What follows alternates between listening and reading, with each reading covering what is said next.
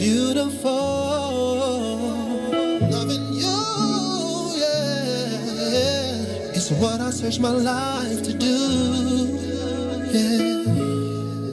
Yeah, yeah, oh yeah, oh yeah, yeah. We out west with it, where we live illegal, leaning off a leader, riding regal, tipping scales like Libras. Inhale, no L's, pulling out blocks like Jenga. In the rear of a Caprices, Billy Rims, flicking decent nonetheless. Nothing less than tens for the speakers. You'll hear us before you see us with beats that beat the streets up. Yeah. So try and keep up and keep it low key, cuz police try and treat us and keep us on a leash, cuz that's how they see us, thinking we nuts. Cuz we'll die for the ground beneath us, because this land stay on paper, that's how we came up amongst the mayhem to the day when we display what we made of. The game could never change us, the west side teaches. On these streets where you find that D before G. We out west with it, back down, trying to flip a dollar. If you looking, then we got it, you just got up in a block. We out west with it, riding clean, wetter than the sea. On the scene with a full tank, blowing AC. We out west with it, I'm posted, let me know what y'all on. Cause if y'all get on something, then just hit my phone. We out west with it, yes sir. Hustle for every penny in the trenches, but we turn struggle into strength. Smell the grind in the air, take a whiff. Only the nose knows the aroma. Compose the money rolls that fold up, holding cold cups. Searching for those that got the purple O's for the $4. And we could go nuts and stay at the stove like gross us, and post up with O's on the table like coasters. That's how the game coached us, made us all in the soldiers. Now that dough is the focus, so know that we own this. Molded by the hood role models, riding good, the latest model, drinking good, raising bottles like we just missed a pothole. You got to know that it's impossible to stop our flow. We've seen it all from watching cops reload 30s a dro while drinking the night away until the block got slow. You'll know as soon as you see us, we the ones laid back in the cut. My demeanor seems to always give me up. We out west with it, back down, trying to flip a dollar. If you looking, then we got it, you just got up in a block. We out west with it, riding clean, wetter than the sea. On the scene with a full tank, blowing AC. We out west with it, I'm posted, let me know what y'all on. Cause if y'all get on something, then just hit my phone. We out west with it, yes sir. Hustle for every penny in the trenches, but we turn struggle into strength. Yeah, home of the survivor, survival of the fittest in the town. It's wicked, you can J down in a minute. What am? What's the business? The biz is how you down to get it. From Cape Town to Fifth City, the sounds of Fifth's empty. When we tipsy, it's risky. Where the lick be, at least 10 deep. It tempts me, but there's no mystery. Where the chips be, the tips G. Just our history from the 60s. Pimping ain't easy, but we bleed it. This here game is in our veins, in the air we breathe in. Believe this, it's no game, but the key is your mouthpiece, spit your game. But believe, turn nothing into something. We suffer without supper long enough.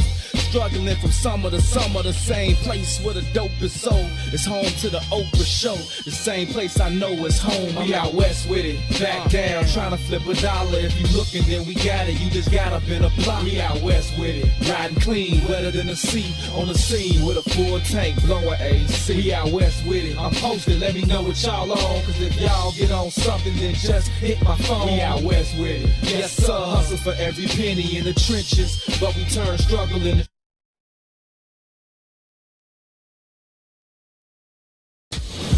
notice. The Entourage DJs are taking over the game. The Midwest invasion is here, and the true Midwest mixtape king is giving it to you. It's DJ G-Spot banging your mixtapes right now. You are now listening to the Mixtape. DJ G-Spot and Mick Lou, Chi-Town's finest.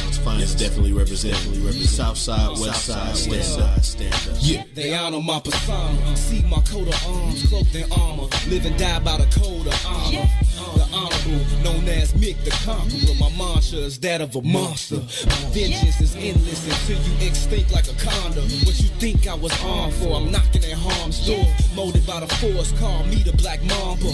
I'm putting up numbers like Kobe in the garden. My thought fears, thoughtless as I talk shit, and there's nothing as heartless as my heart spot. Deeper than the darkness that dwells where the sharks live. You sleeping with the fishes, I'm surfing with the marlins. On the surface, I'll unleash the carnage till you surf, till you starving, searching for a market.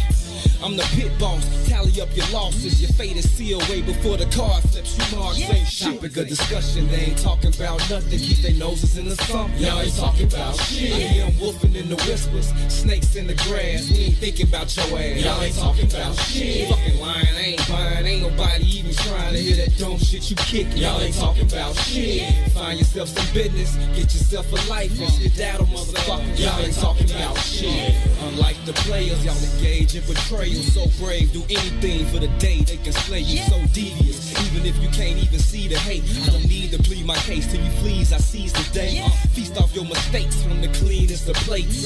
Palate of a pharaoh, it's all seasoned to taste. A vision of perfection, at least 3 in my face. Fanning me with feathers, tease me with grace. I can't conceive defeat, nor will I concede the race to these conceited lames that can't believe my pace.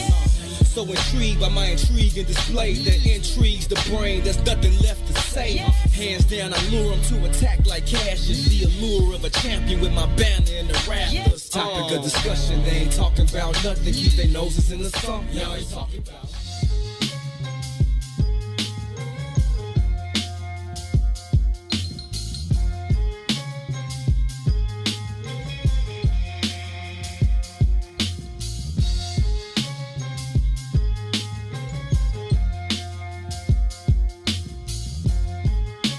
Dr. Mindbender behind the boards.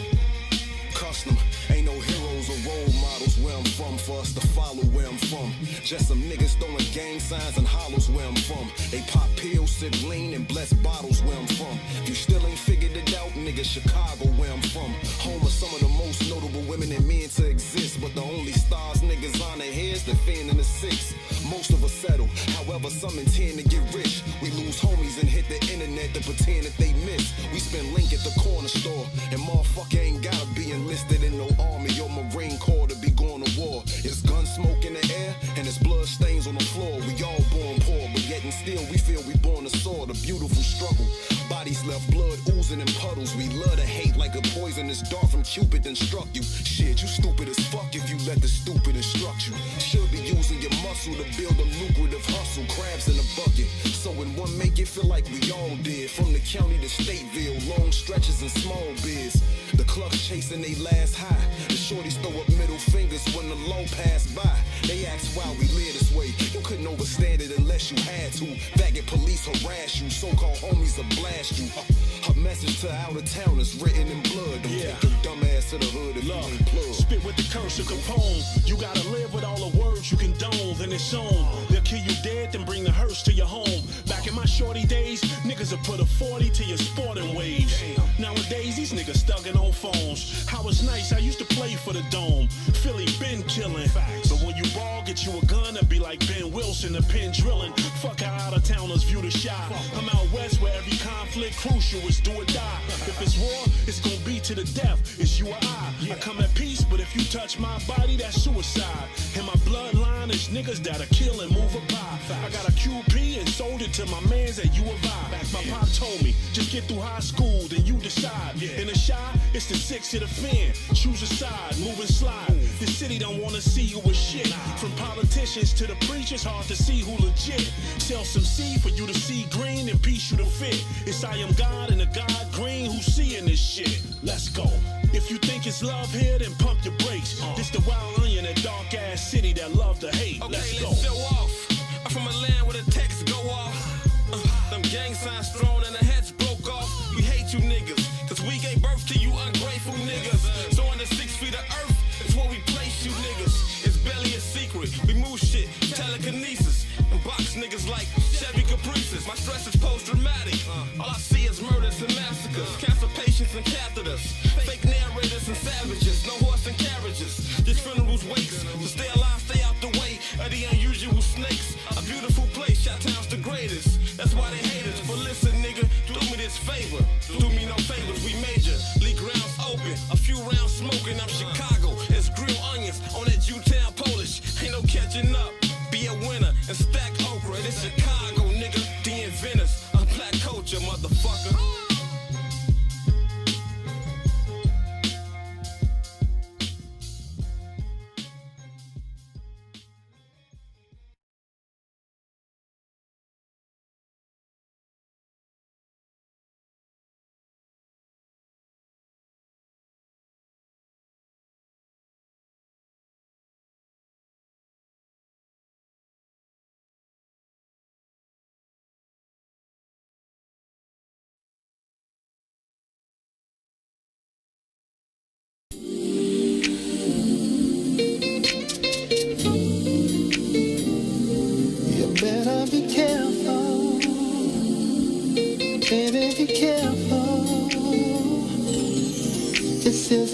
baby making tone. Better be careful what your radio on. This is a baby making tone. Better be careful what your radio on. You let down your hair when you're feeling sexy. You bite on your lip when you're holding your tongue. You uncross your legs, yeah, without even speaking. Your body is screaming. You wanna make love. I can hear your body language. You ain't said I run, but I know what you feel. 'Cause I can hear your body language saying, come on, it's on, it's on. The message is clear. Let me pause, babe. You look so good. To gather my thoughts, make sure I'm hearing you right. Baby, slow my baby. If I am mistaken, 'cause love will be making. I can see That's why we shine wherever we go. We shine wherever we go. We shine wherever we go. We shine wherever we go. Lord, Lord. Welcome to the mind of a pothead. On my head, see a young nigga got dressed. We don't give a fuck what a cop said. I'm living a legacy. So even when I die, I am not dead. Nigga, I am not dead. Fuck with me. Good afternoon, people. Great afternoon to you wonderful people. Welcome to this Wednesday edition of I Said What I Said. We are live from inside the What's In It for the Black People Media Studios alongside Toussaint Werner. My name is Howard.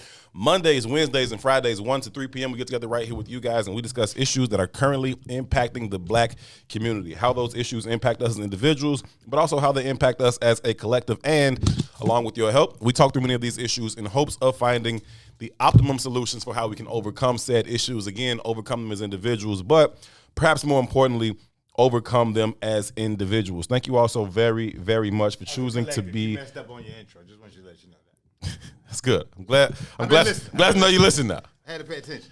Yeah. I was just testing you, man. Wait a minute. We got new additions. Oh, we got You see this? we got whiffable box thingies on the mic. Yeah, with the box thingies. Box thingies. Box thingies, man. We know we like box on I Said What I Said.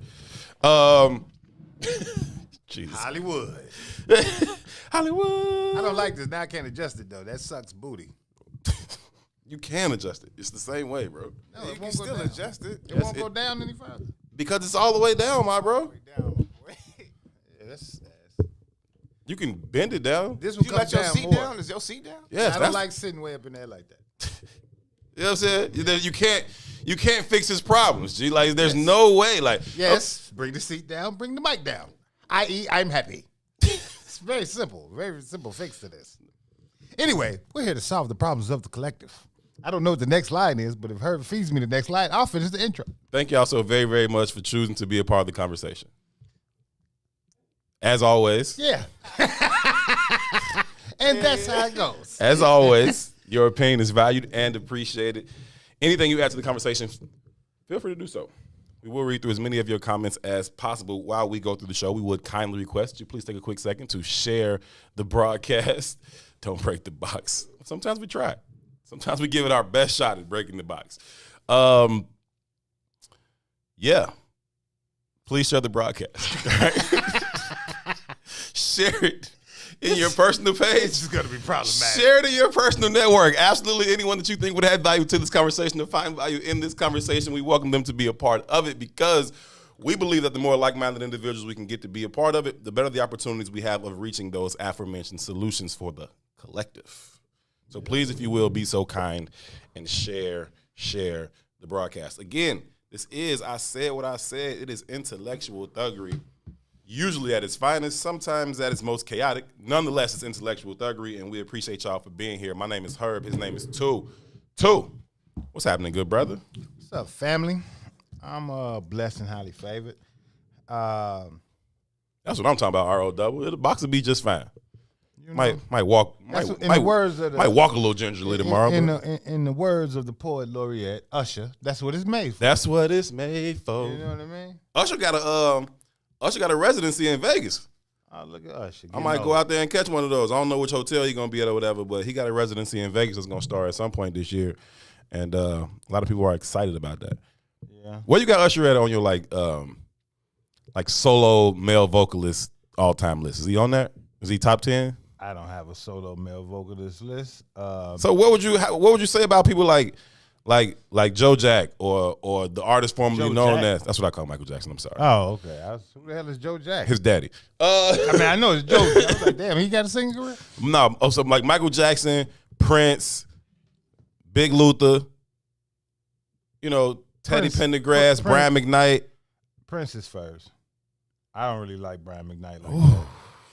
You are so disrespectful when it comes to 90s R&B. Even in regards to like ballads. I don't look at Mike like that. Like, that's not to say Mike don't have ballads. Lady of My Life is my favorite Michael Jackson song. He got ballads, but Mike is more of an entertainer. Right? Agreed. But yeah, he's more Beyonce than say like I don't know Houston. whoever. Right, Yeah, right. So Prince is up there high, man. Luther's up there high. I mean, I like Usher, but Gotta be Big Luther, G. Hey, so when I was about 15, 16, right? I had an opportunity to work for Burrell Public Relations. Right? Yeah. It was my summer job, but it was a big deal. Mm-hmm. So they would like fly me all over the country to do these projects called the Black Family Reunion. Yeah. Right. And Burrell Public Relations was probably the biggest black marketing firm at the time. Right. And I would go and basically doing these festivals and, like Tide, Quakos, all those kind of companies were sponsoring it. And I basically unload trucks. Procter & Gamble money. Procter & Gamble money, right? Yeah. So I unload trucks. Sometimes I had to walk around in costumes. Like I'd be Captain Crunch. I'd be Sunny Delight. I'd be that. Yeah, I'd be that. Kind of thing. How you that's what's up. Hair in the mic, G? That's so disrespectful. It didn't come from Todd. Yeah, that's so disrespectful. But anyway, man, I did one of those joints, and I think we was in either Philly or Indianapolis. Like, I know that's a big difference, but it was either one of them places, Philly or Indianapolis. Mm-hmm. And that is a big difference. But when you're flying all around, but it's real easy to get discombobulated. Hey, like, let me tell you something. Even if you're going like a 3-city tour of anywhere, you be like, yo, I don't know where the fuck we at no let me more. tell you, like, them summers, bro, for like 3 years, I was living like a celebrity. As a teenager, I'm in 5-star hotels. I'm getting flown across the country. I got a pocket full of money. Yeah. And the celebrities attached to this conversation. So I met a bunch of celebrities. I was hanging with celebrities. Yeah. Oh, yeah, I was the man. I got hit what I thought was my first STD, and I was just getting ready to say that it's an absolute miracle that you don't have a kid that's like 30 right now. It was an STD, to be clear, but I was scared to death. I'm gonna tell that story afterwards, right? But Usher was rocking with me for one of them summers. Yeah, you know what I mean. But he was a nobody, so we was just kicking it. He was a nobody, so we just kicking. I mean, he was a young boy. I was a young boy. So we was ain't y'all like the same age? Yeah, we was in all these cities just kicking. He probably a little bit younger than me, probably by a year or two. Yeah, He's somewhere around there, but we just hung out a lot because there ain't nothing else to do. But it was a dope though. You just dancing around and shit? Put in perspective, like I had the opportunity to meet Dick Gregory. Oh, that's I had the opportunity to meet Dorothy Height. I met in Vogue. I met, and I don't even mean like met. Like we stayed together for a summer, so we had built relationships. What would you like me to do with this camera manager, man? Because I can. Jesus Christ of Latter-day Saints. You know what? Never mind. Manager, man. Do it on your own, fam. Man. You're getting on my nerve. With them gray Nike sock shoes on. Sock shoes? Yeah, sock shoes. Oh, they look comfortable. Yeah.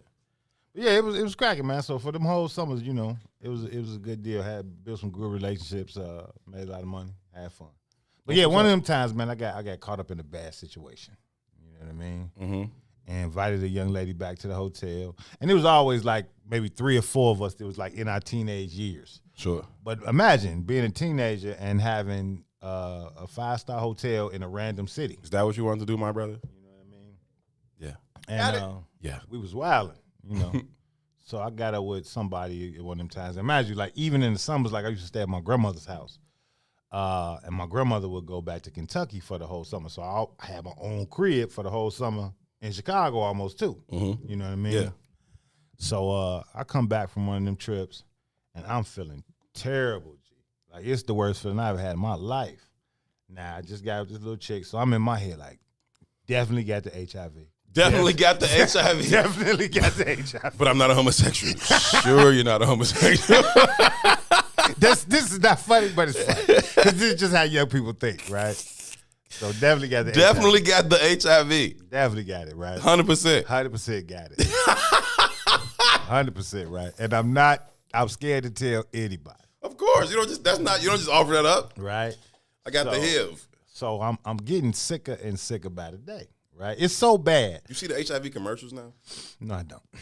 So I ain't watched TV in a long time. remember when Chris Rock used to have that joke on one of his stand-ups? I don't remember which one it was. It might have been like bigger, blacker, better. I don't know. But he was like, man, remember diseases like polio and shit? And he was like, we're gonna get to a day where, you know, HIV, you're gonna have people walking around like, yeah, man, I can't come to the party, man. My HIV flaring up today. You know what I'm saying? He was like, and so now they got these commercials where that's really what it be like. They're like, they got this thing, it's Big Tarvy. And I had seen the ad, they rolled the ad out. I guess they thought it was brilliant. I thought it was kind of stupid, but they rolled the ad out real, real slow. And what I mean by that is you would see these Big Tarvy commercials, but they wouldn't say what it treated. It was like, hey, big. It was like, now that I take my Big Tarvy, I can do this, that, and the third. But they wouldn't say what it was about. Now, in the second wave of their ads, I guess now they're saying what it's about. And so, like, yeah, you know, we can keep you at undetectable levels as long as you take your Big Tarvy daily. And so they're like, oh yeah, I can go outside now. And you know, when it's acting up and shit, I just, you know, it's like when your Big your Tarvy, HIV is acting up. Salute to them. I would have had some Big Tarvy back in the day if I knew. You know what I mean? Straight up. So look though.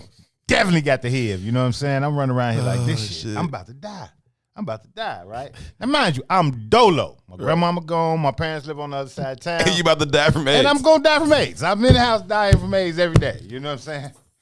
Said, look at this. Wasted my whole life, 15. You know what I'm saying? I'm out of here, Joe. And it got so bad. Think about this. We 15-year-old boys. Right? It was so bad, G. That Boog and Fonz, like, these is my cousins. They live a couple blocks away from my grandmama. They would bring me soup. Like, dudes don't do no shit like that. You understand me? Like, he died, cuz. He died. And not only is he dying, he's dying from HIV. Right. So yeah, Q, you can reach non-detectable levels of HIV nowadays. What they mean by non-detectable levels is you cannot transmit it through sex. Mm-hmm. At least that's what Big Tarvy claims. That's what Big Tarvy. That's scary, man. Y'all got it's so people out here with HIV can be walking around thinking that today I'm good. How do you deal with it? I try to talk to two about it. I don't have sex with homeless people. I try to talk to two about his problem every day to make sure he's encouraged. You know, no, I appreciate it. Lift me up in prayer, my brother. Lift me up in prayer. Ron, like, as long as I don't be fucking no homeless women, I should be straight. but yeah, so they bringing you soup, flowers and shit. They bringing me soup and shit. Gee, they bringing me soup. They checking over me. It's ridiculous, right? Mm-hmm. So one day I wake up and I'm dying. I can't breathe. It's all bad, right? And I open my mouth. I'm in the mirror because my throat closing up. But what's now you see one of those little sores on the inside of your jaw like, where you can bitch your lip. Be like, you done finna fucking die. Is this how HIV kill you? It's gonna choke me to death. Go choke me out. So, well, you know, HIV don't kill you. So look, but listen, right? It's like the common cold kills you AIDS kills you. Right. Well, AIDS doesn't kill you. The common cold kills you because you have AIDS. Right, immune deficiencies, right? So look, I'm in the mirror though, and I'm looking, trying to see down my throat, and I see these big white pus pockets in my throat. Oh, that's it. Like, you gone. I was like, oh, this is aggressive. This is like what you had was mono, right? I had HIV 10. You know what I'm saying? Like this was all bad. HIV you know what I'm saying? 10. This is all bad. So it got to a point. I did one more night like that, right? And I was like, I can't do this. I can't die in silence. I just can't die in silence, right? So I called my daddy. I called my father. I was like, Daddy, I'm dying, man. This is a confession, right? This is about 2, 3 in the morning, right? I was like, I'm dying, Daddy. I don't know what's wrong I'm with dying, me. Daddy. But I'm definitely dying, Daddy. Something's wrong with me. I'm definitely dying. So look, this is how long ago this was. So he comes and gets me and takes me to the county, which was Stroger on the west side at the time. Uh-huh. Right? So I go in the county, mind you, it's 4 in the morning or something. Mm-hmm. So it's shooting victims coming through there. It's the county on the west side. It's when it was it's really busting. it's Yeah. busting, right? For sure. It's shooting victims coming through there. It's some wild shit going on. So I'm sitting in the life. Oh man, this is how bogus my father is too. I done confessed that I'm about to die. This Negro drops me off and goes back home. The fuck can I do it? You about to die? I ain't got time for this shit. I'm out of here. Go on down there, nigga. Right. So Fucking up my night with this shit. I'm sitting in the county, waiting to get seen, man, and it's this little buzzard in there, G. This little chick has a jail tattoo on her leg that says "Too Freaky," right? We both sitting in the county. This is all true shit. This is not, none of it's fabricated. None of it, right? None of this is fabricated at all. So she sits down next to me and she's like, you know, I ain't got no panties on. Wow. I said, shorty. Do you know I got HIV? We are in the emergency room and I have AIDS. What are you doing? Get away from me. She like, me too. You can't do nothing to me. I can't do nothing to you. That's it. It's over yours, right? It's crazy. It was absolutely Water meets its level. You said all the time, water bro. meets its level, G. None of it was fabricated, G. It was crazy, bro. It was crazy. So the doctors finally see me. Oh my God. Doctors finally see me and they tell me I got strep throat. That's exactly what I was thinking. ROW. Right. You see what ROW said? What? Too freaky. None of that. That's not gonna work. But that's exactly what I thought when you said it. Well, the doctor was like, I got strep throat, and I had never had strep throat before, so I didn't have no understanding of how it felt. But check this, it gets worse. It keeps getting worse, G. The story keeps getting worse. HIV doesn't get better unless you get Big Tarby. So the doctor was like, "Oh, you good?" So they try to give me my Big Tarby, right? And they give me a shot in my butt. I've never had HIV before. So this is new here. I've gotta never be had how they treat it. It's gotta be how they treat it, right? So they give me a shot in my butt, G, and I'm thinking, okay, this shit should be clearing up. This here should be going away the next day, too. Shit. So I go back to my grandmama crib. And it's getting worse, cuz I'm really dying now. And I'm like, man, something is wrong, bruh. I'm dead out here. My grandmother's neighbor was a nurse. Okay. And I was talking to her and I said, Miss Henderson, I got strep throat. This is what it is. I thought you had mono. But I can't, whatever they gave me is not helping me. This is getting worse. She was like, well, what did they do, baby? I was like, well, they gave me a shot in my butt. It was this girl in Indianapolis and she was like, no, you don't do that. That's not how you treat that. And I was like, what you mean that's not how you treat that? I'm ignorant. I don't know. Sure. Right? You know what I mean? You just assume the doctors know. I just assume the doctors know. And she went in the crib and went in her medicine cabinet and gave me some penicillin pills. It was better than a few hours. 2 hours. I was like, boy, these dirty motherfuckers. But I thought I was dying. It was like a month. That you thought you had here. A month of strep throat, G. You could die. You legitimately could die. Oh, sure. Right? But I was so afraid. A month of any type of virus infection to fucking kill you. Gee, I was so afraid to tell anybody that I had the big dog. That I just sat in there and died. I was just gonna die. I was gonna die it off. Just die in peace. Yeah, I was gonna die it off, G. Like fuck it. I had a good run. You know. I'm a die legend at 15. The neighborhood loves me. I've been off the porch since 7. Oh my goodness gracious, dog. That's hilarious. Why have you never told me that story? That's hilarious. It's crazy. I lived a whole lot of life, bro. That is funny. It was crazy. Oh my goodness. I wonder what Salim's like STD stories are. He's had to have. I'm not in this conversation, Salim. Don't put this on my jacket. This is all her. All me, and as usual, all honor and respect to King Salim. But the man has been across the fucking world 17 times. He's getting at least something. Oh shit. Anyhow, that's funny. Wow, bro. It's a wild scene. A lot of things we want to get into today, man. I know that everybody has discussed the Dante Wright case ad nauseum, including us briefly and everybody else across the network. We'll touch on that a little bit. I'm curious to see if your opinion has evolved on it at all. So we'll get into that a little bit later. There's also been a couple of other videos going around of just racist, white, stupid bullshit, man. And I don't get it, man. That's a lie. I do get it. But damn though, like young black dude walking through the community, some army sergeant lieutenant dude think he big swole white guys telling him to get the fuck out the net. You're in the wrong fucking neighborhood. You know what I'm saying? Just cause Shorty's just walking. You know what I'm saying? It's another video of something. I know you sent me a couple other things, and I sent you a couple things. We just more of that kind of bullshit. I went down this fucking Titanic rabbit hole, G. Like the Titanic, the fucking ship, and I don't know why. It wasn't on like YouTube. It was on TV, and they were playing like back to back to back Titanic specials about like what happened. So I'm watching this thing, and I just want to tell y'all some of the wild shit that they discovered or exposed or uncovered about the Titanic sinking. Because I know you don't give a fuck because 1,500 white people died. So I know what you're gonna say. Okay, but save yourself. Right? But it was some interesting shit in there. And then also, Maze, in an attempt to merely promote the new lineup this morning on the Maze Jackson show, went down a Izwiz, Huskies, Herb rabbit hole that he couldn't quite find himself out of this morning. And he looked up like 10 minutes later and he's still just talking. He's like, what? Why the fuck am I still talking about Herb? I'm like, I don't know why you're still talking about me. All you was trying to tell people is that I said what I said is on Mondays, Wednesdays, and Fridays from 1 to 3 because we had put in the comments, said, let me help y'all out. And you tried to do that, and he went through the whole lineup. And he was like, and then the Huskies. And then he went down this whole Husky thing, and then he couldn't get off of it. It was hilarious. He's infatuated with you, bro. he could not get off of it. And I'm like, I'm trying to see how he gonna make his way back to his topic. He just couldn't. I think he eventually just had to go into a break. Like, I don't know. We'll figure it out when we come back. It's okay. He's struggling, right? You know, now that we're only doing 3 days a week, they're missing content for 2 days of their show. Right.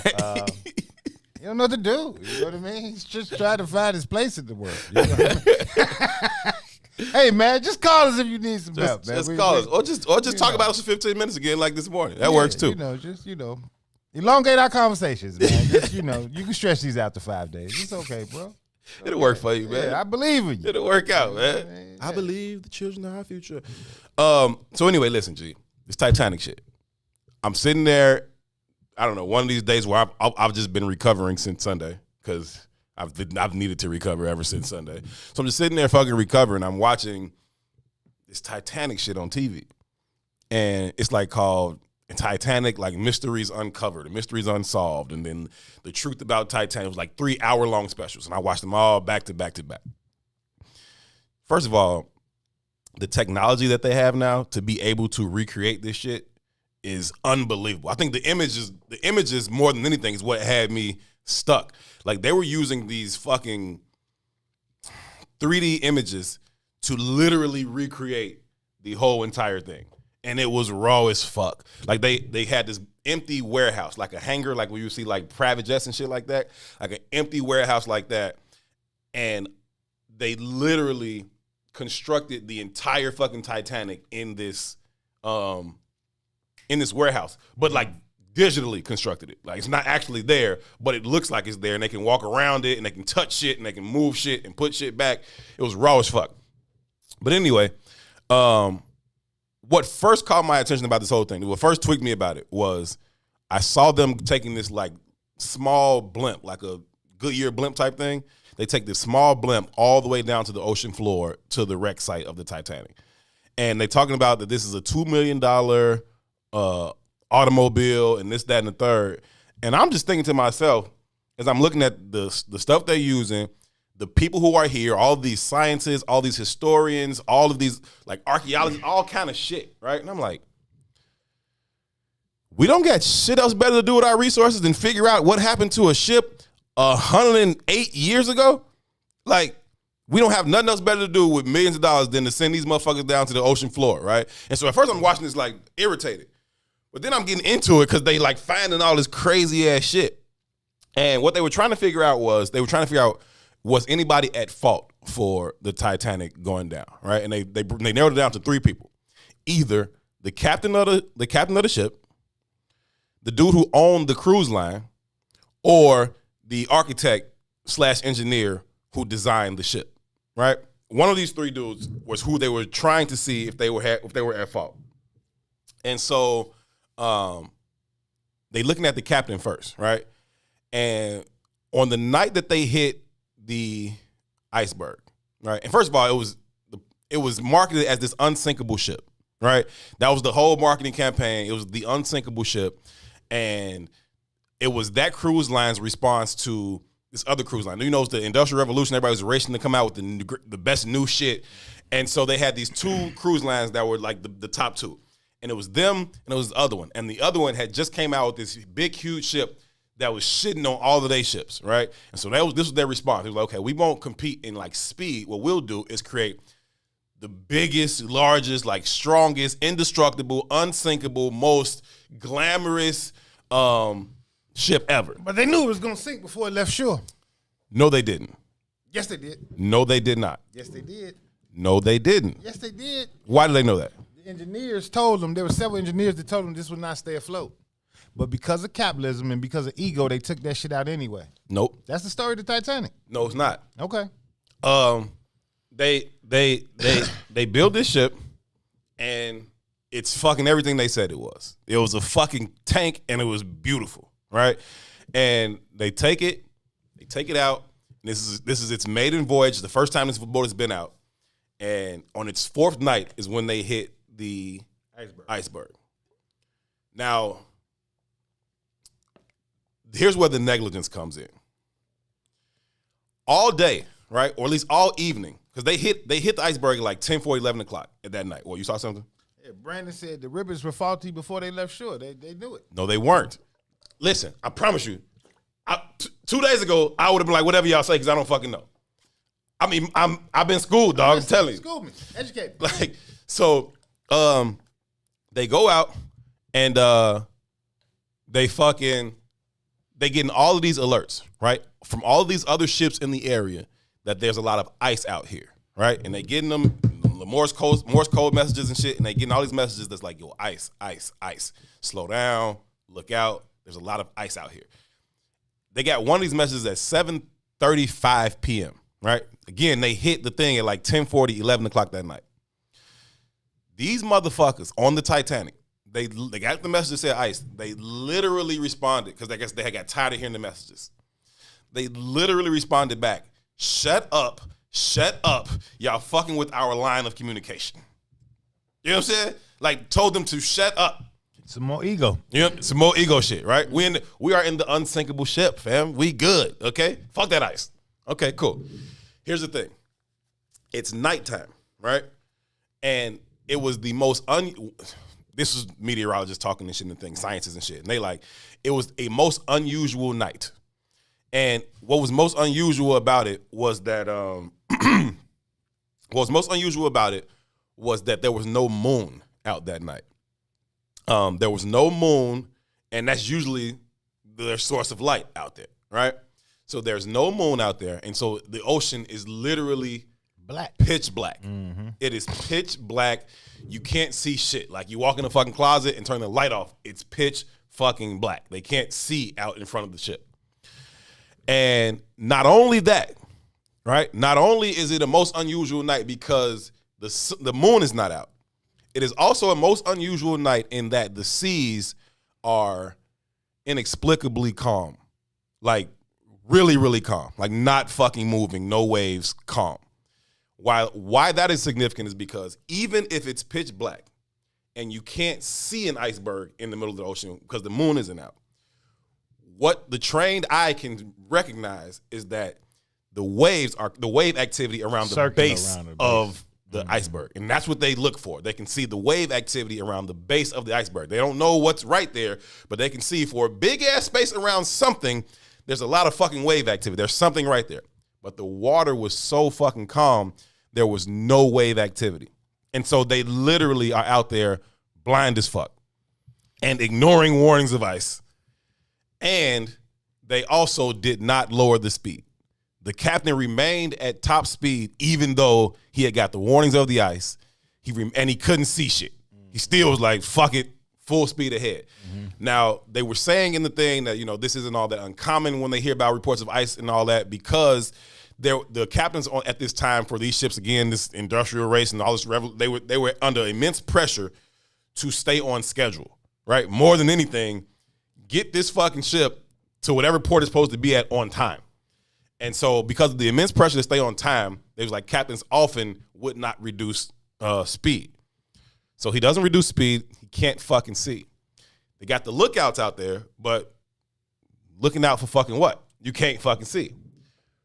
What the lookout can see is there's some stars in the sky, right? And so that was the only little bit of light that he could see. And what he ultimately saw, the one lookout who called it, was total darkness. To where the places where he was seeing the light from the stars, all of a sudden that space where he was seeing light from the stars went totally black. Like he couldn't see, like something was now blocking that. And it was just this huge blackness. And he still didn't know what it was. And so he just rang the bell. Ding, ding, ding, ding. He was like, iceberg, right? But literally at this point, they like right up on it. They fucking yards away from this shit. They're about to die. You know what I'm saying? And so they try to swerve around it. They end up swerving around it, and they hit the side of it. The side of the boat scrapes all this fucking ice. And so where, did you say Brandon said the fucking screws on the side? The rivets they weren't. The ice hit them, and it fucking started, it just pelting the side of the ship all the way down. Dun, dun, dun, dun, dun, dun, dun. And it does knock some of those rivets loose. And so the rivets are holding the panels together. The rivets come out, and the panels, one of them, like, they bend in. Mm-hmm. Water comes in that motherfucker. At this very moment, they are cooked. Nobody knows it yet, though, right? They got like 90 minutes to live, and nobody fucking knows it. It happened in the boiler room, and so the people in the boiler room saw the water coming in. They run out, right? But the ship was so fucking big, and it was in 3 levels, right? It's going to take that. The people at the bottom, minutes. The people at the bottom, that's the third class, right? So that's basically poor folks that's on this boat for whatever reason, right? Mm-hmm. They felt it. The aspirational people. Right. They felt it, like, boom. You know what I'm saying? And it shook them, and so they started running upstairs to see what the fuck is going on. The second class, on the second level, they said what they would have felt was like a tremor, kind of like a light earthquake. Like they would have been like, oh. What was that? The table shook. Mm-hmm. In first class, the top of the shit, they had no fucking idea. Don't mean nothing. They didn't feel it. They didn't know it. Just kind of how class works in the regular world. Yeah, the bottom people. Yeah, y'all fuck. Shut your ass up. Yeah. Middle class. Oh, hold on. Oh shit. Oh, shit. Shaky. Us. Don't give a fuck. and that was how it happened, right? Mm-hmm. So they don't fucking know yet. Now, they are. So then they say, okay, we got to get people onto the boats, the lifeboats, right? Now, they were supposed to have, legally, they had to have 16 lifeboats on this boat. They actually had 20, right? So they have 4 more than they were legally required to have. But these assholes, dog, these motherfuckers, G, they put these 20 fucking boats in the water. None of them were filled to capacity. Not one of these fucking boats were filled to capacity. Some of them had 37 vacant seats, 33 vacant seats, 24 vacant seats, all of these fucking empty seats. While 1,500 people finna go in the water and die. Because they only allowed the top tier to get in the lifeboats? That was part of it, but there are some survivors who came up from the bottom. But again, the bottom knew first. And so some of them came up like, yo, this is fucked up. Okay, I know y'all rich motherfuckers up here sipping Dom Perignon and dancing and shit. We need to get on these motherfucking boats. So some people did actually make it from third class and became survivors. The point is that they had enough boat space, lifeboat space, for 1,200 people, right? 700 people survived. 500 people died that did not have to fucking die at all. Like, not to mention we can stuff these boats a little bit more, at least put a couple extra motherfuckers on each boat, right? But at least 500 people for sure did not have to die if they had put all the people in the boat. So they putting that on the captain too for not getting that shit done. But here's another thing the captain did. Earlier that day, right? Earlier in that afternoon, there was a scheduled lifeboat drill scheduled to happen on the boat. They didn't do that. the motherfucking captain canceled the lifeboat drill. We don't need that. We ain't crashing. We in the unsinkable ship. We don't need that shit, right? He cancels the fucking lifeboat drill earlier that fucking day, right? For no reason. Nobody knows why he canceled it. He canceled the shit, right? And then they put these boats half-filled into the water. I just Googled when did the Titanic sink, and it makes sense that we're talking about this today because it sunk on April 14th, April 14th and April 15th. Yeah. 19. Yeah, because it started that night and carried into the morning. I think it actually went down at like 2 something in the morning. I think it hit at like had started like around 11 or 12. It started around 11, and then after the first hit, it had like 2 hours or something like that. But by the time the water filled, they was down to like 90 minutes of getting their asses out of there. Anyway, what they go on to explain about the captain, other than and I don't know how they say other than, because this was all the fucking problem, the negligence of not heeding the advice of the other boats that were around to say there's a lot of fucking ice out here, not slowing the fuck down, not doing the boat drill, and not filling the fucking lifeboats that you did have. They only assumed that they had lifeboats for one reason. If there was a mechanical issue with the ship, and we had to get to shore, we got to get to another ship. Another ship, we can sit here and idle for as long as we need to, right? Another ship will come, and then we just put people on the boats to take them to the other ship. That's all these boats are for. It ain't for to save people fucking life like that, right? Mm-hmm. And so that's why they didn't even think it was a big problem that they didn't have enough lifeboats for everybody. The law changed after that. Now every ship has to have enough lifeboats for every passenger on the ship. However, moving on to whether or not there was a design flaw in the ship, right? They did all the shit, G. They do all these deep dives. And for the first time, what this exploration was doing, they were covering the entire wreck site. It's a 15 square mile area where they find debris down on the ocean floor from the Titanic. And this was the first time that they had covered the entire area. Everybody had seen, the big part in the front of the ship and all that. But for the first time, they were covering the entire area because, again, they were going to recreate it in this fucking hangar to see exactly what the fuck happened. They find every piece they can. And for over a century, there's been debates about what actually happened. Initially, the cruise line and everybody else, the official line was that the ship sank completely intact in one piece. It all went down in one piece, right? Now they wanted to sell that narrative because the issue was, hey, was there a flaw in the design of the ship? And so the shipping line nope, ship did not break apart because the reports were that it broke apart. You know who reported that it broke apart? The fucking survivors who were there, okay? The people who fucking saw the shit. You know what I'm saying? The people who were on the fucking ship were like, nah, that motherfucker snapped into 2 pieces, that part went, and then that part went. They didn't want that to get out because that means something's wrong with the ship. This ship was not supposed to break in half, right? But and so for a long time they said that that's not what happened, but that is what happened. It did break in half because not only did they hit the iceberg on the side of the ship, but the iceberg also hit on the bottom of the ship, and they didn't find that out until they was doing this particular exploration, which was, I want to say, in like 2012 or some shit like that, right?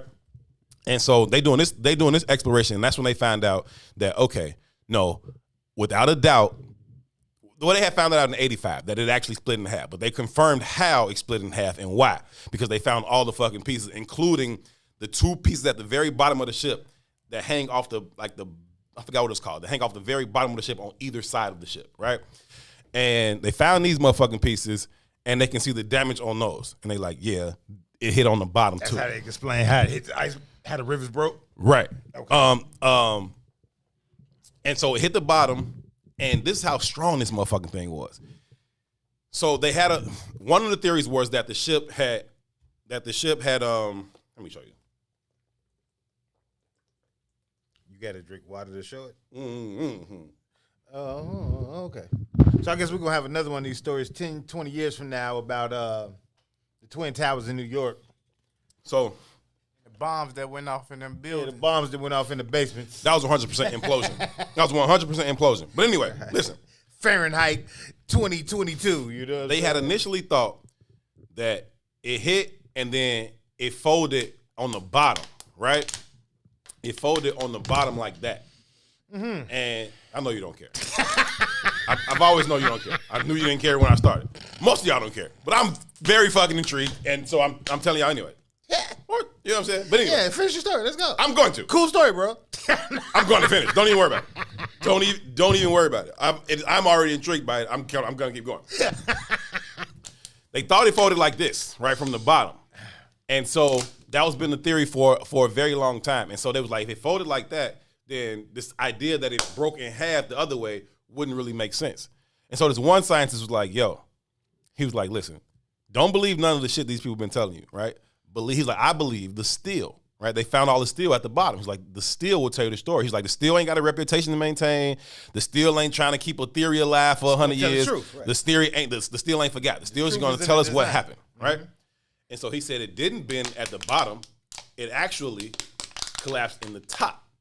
Said it hit and structurally from the inside, it cracked in half at the top. And he said, we know this because once we found the steel from the bottom of the ship, it was not mangled. It didn't hit it outward. It was perfectly intact, right? Oh, okay. It had stretched a little bit, but it was perfectly intact. What was crushed, and the only piece that they've never been able to find, is the center of the top, right? They've been able to find the front of it, back of it. Nobody knows where the center of this shit was, right? And when they found it, because they found it on this exploration, it was all mangled up. And so they knew that this is the part that hit, right? And so what happened was, this very bottom, G, this shit was so fucking strong, G. This folds, boom, then it cracks back down, and then it's holding it together just with this fucking piece of metal at the bottom. Eventually, this metal gives way to this fucking massive fucking structure, right? Mm-hmm. And eventually, it does fold down. But even when it folds down, it's holding on to the front of the ship like this. The front of the ship is just hanging. Now, everybody that was on that part of the ship, they're already cooked. Super dead. Okay, this is in the water, right? Mm-hmm. But it's holding on by this thing until it finally. It won't break all the way off. Right. It wouldn't finally break off. And then it finally, under the pressure of the water and the fucking massive size of the ship, it finally snapped. Boom. This part falls off. This fucking back part of the ship actually stabilizes itself for a second. Once this falls, it actually stabilizes for 1 second in the water. And for 1 second, some of the surviving witnesses said, we thought that part was going to float for a while. It was just an illusion. They had no fucking chance. It was over with. It's over with. That part falls too. It hits the fucking. It travels down. They say it might have took like 5 minutes for that motherfucker because they said it was spiraling down. They knew it was spiraling because of how they found the pieces. Now we're 100 years later. The only pieces that they find are huge pieces of this shit. Right? All the other little shit didn't kind of wilted away or whatever. But the pieces that they found are huge. They find like the 5 boilers. These 50-ton fucking pieces of steel boilers. They find some of the fucking engines and shit like that. And then they also find the pieces of the deck from all 3 levels where it had crashed in. And they was all stuck together. It's random shit. It's a piece of the clock. It's a piece of the fucking ceiling. It's a fucking revolving door. All this shit. And they show you where all this shit was at. The technology was so fucking cold. But anyway, they show you all this shit. And this stuff is crammed together, and it's as tall as a 3-story building just sitting at the bottom of the floor of the fucking ocean. But it took it 5 minutes to get down there, and the violence of the crash when it finally hit the bottom. I don't know what the fuck is at the bottom of the ocean. I guess that's just the end of the earth. Nobody knows. Right, you know what I'm saying? But for this thing to fall that fucking far and then crash that fucking hard, it mangled the ship. It like fucking obliterated. It just disintegrated like that part of the ship. And they found in pieces all over this motherfucker, G. That shit was so fucking cold. But what they determined was, scientifically, right?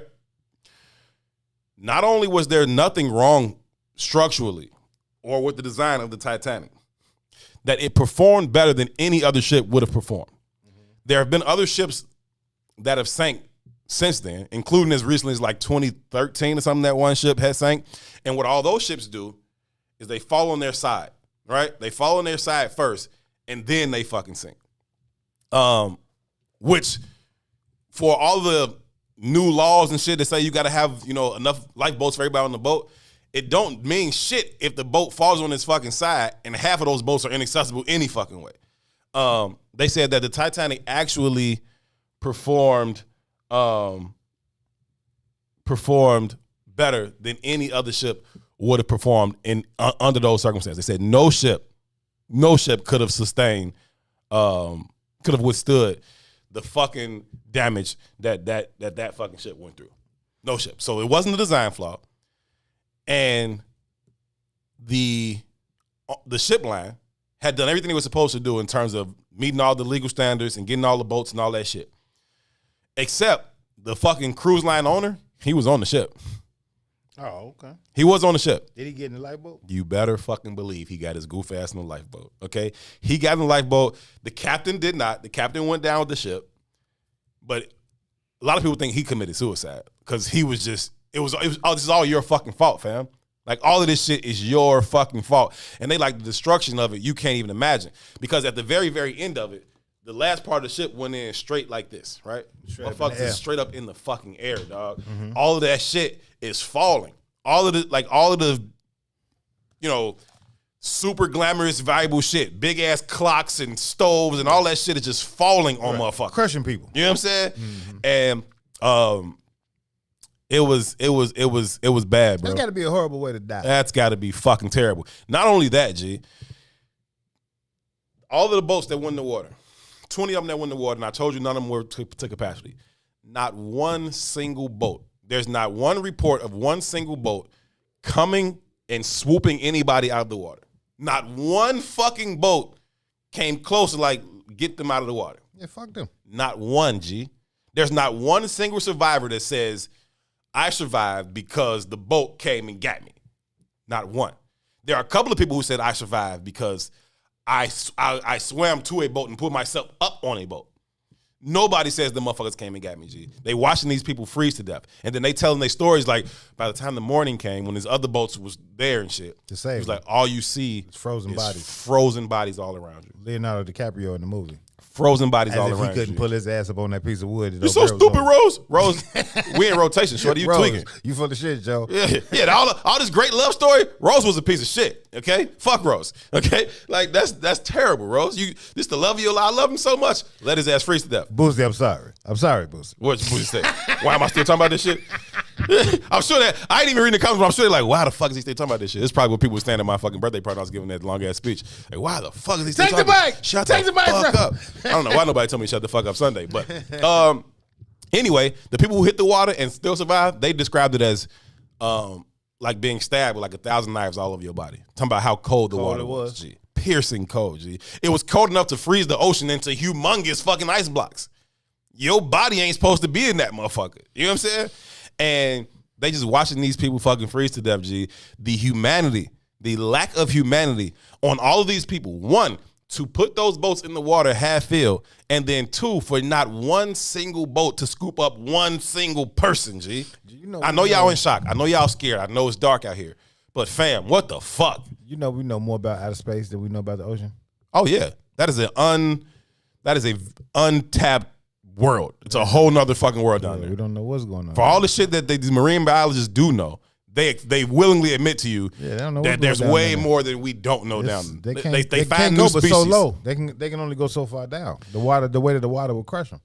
No, they can get down there now. Really? Yeah. Gee, they were on the fucking floor doing this exploration.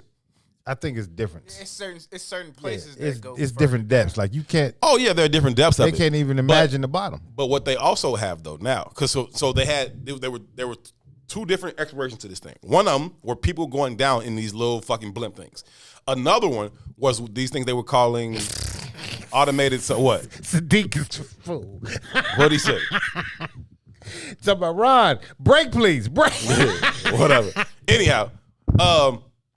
Moving right along, what they have now is these automated vehicles where nobody has to be in there. Right. That's where they got all the imaging from. Nobody was even in these motherfuckers. And they brought it back. They recreated it. They used architects. They used, artists and technology to recreate the whole thing, put it all back together. Shit was phenomenal. Mary said there is land underwater without water. That's how deep it goes.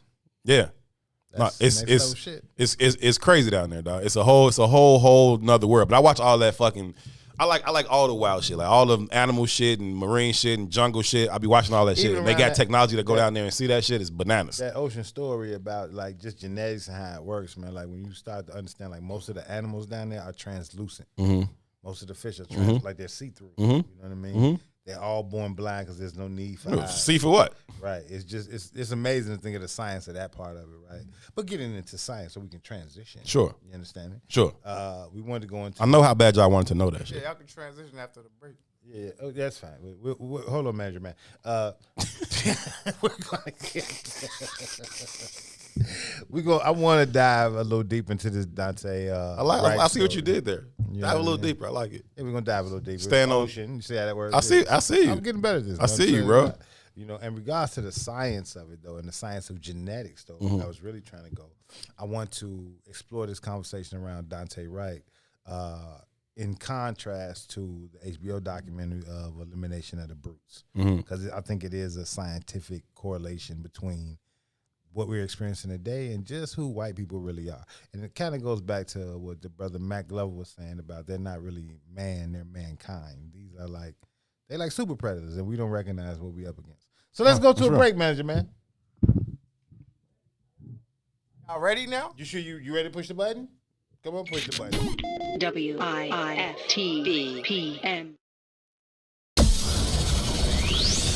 Shop at Black-owned and operated Solo Beauty, where you are appreciated and respected. Located at 8158 South Cottage Grove, Solo Beauty can supply all of your black hair care needs. Solo Beauty is open from 11 a.m. to 8 p.m., Tuesday through Saturday.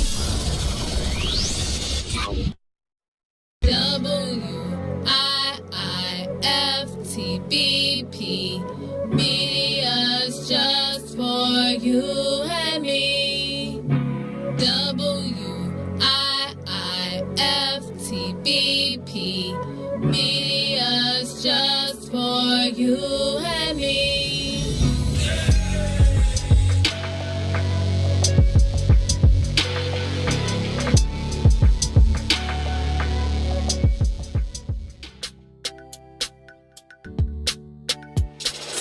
Sissy's Taco Bar Pop-Up is back with more hours and more days. Check them out at their new pop-up location at The Woodlawn, located 1200 East 79th Street. Sissy's Taco Bar offers authentic street tacos infused with international soul. Now every Tuesday, Thursday, Friday, and Saturday at The Woodlawn from 12 p.m. to 7 p.m. New vegan tacos have been added to the menu too. Visit sissytacobar.com for more info.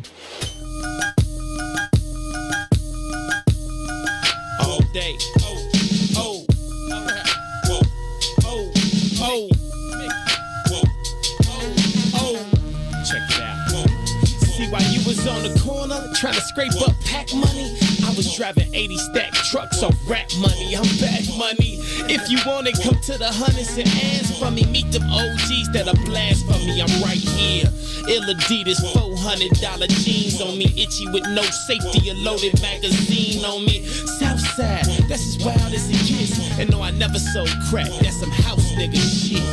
I'm not judging, but every man that's a man gotta stand by his principles, and I'm not budging. That's Mickey. You can take it how you want, but you can never be me. You can fake it how you want. I spit that uncut raw. You can bake it how you want. Break it down any way you like. You get the same result. Get in tune. The elephant in the room has now assumed pole position. Whoa. Whoa. Oh. BJ, get him. Come on. Reporting live from the gutter where that butter get gorillas jobs. That's why we call it work. The same work who get a nigga robbed. I throw my dice against the concrete. If the bitches pass, see you later. Grab my paper, tell her they kiss my ass. This the jungle, baby, I'm a lion. Try me, I'll be firing. The same banger saved Private Brian. You the prey, you survive and hide. Better pray that them vultures and them rovers don't go flying by them. Them other niggas just so-so. How Linda birth a nigga this hot in the cold go? I went from 20-inch assassins on that Osmo to that pretty 760 sitting low on them bozos. Those are big shoes, you motherfuckers is so slow. Get caught without your heat in these streets is a no-no. Baby need Pampers, daddy need that photo. It's bread or nothing, big old niggas, you see the logo. Whoa. Whoa. Whoa. Come on, Scooter. Welcome back. We are live from inside the What's in It for the Black People Media Studios alongside Toussaint Werner. My name is Howard in the production studio doing all of the hard work and making commands that fall on deaf ears. His name is Ron Rilla. Ron, what's happening, bro? They fall on deaf ears, man? You said something? They falling on deaf ears. Obviously they are. You hear something? Yeah, you hear something? What's happening, bro? That's the word. Distortion in the mic.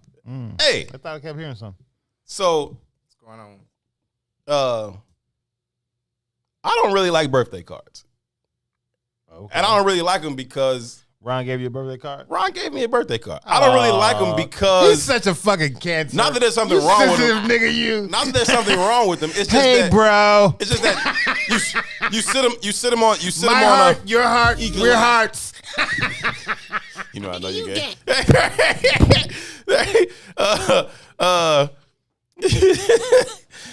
You sit them on like your dresser or like a table for like a few days, and then what the fuck you doing? Like this. You so fucking. Something's wrong with you. Hey, but your car was actually fucking dope, bro. And I told him that shit was fire. I appreciate it, man. Management man. That's fucking wonderful. Man. Nah, it was a dope card. It was funny. Like the actual card that they had printed out was fucking funny. And then the shit that you wrote in there was thoughtful and dope, man. I appreciate it. Card, fuck what he's talking about. I appreciate it, bro. That shit was dope, and I appreciate it. That's beautiful. Anyway, they're in the bottom of the water. Nah, shit. Hey, forget y'all, man. Okay. Hey, y'all get on my nerve. Y'all shouldn't treat me that way. They just showing their appreciation. Nah, it's fine. It's fine. I was gonna tell the story anyway. It was a wonderful story. I was all the way in it. Yeah, I was in it. Yeah. I was all the way in it. Especially you, Sadiq. I went through the comments too on the breaks. I wasn't seeing the comments while I was telling my wonderful story that was absolutely necessary. You know it's bad with Sadiq. Like what? Was it Sadiq?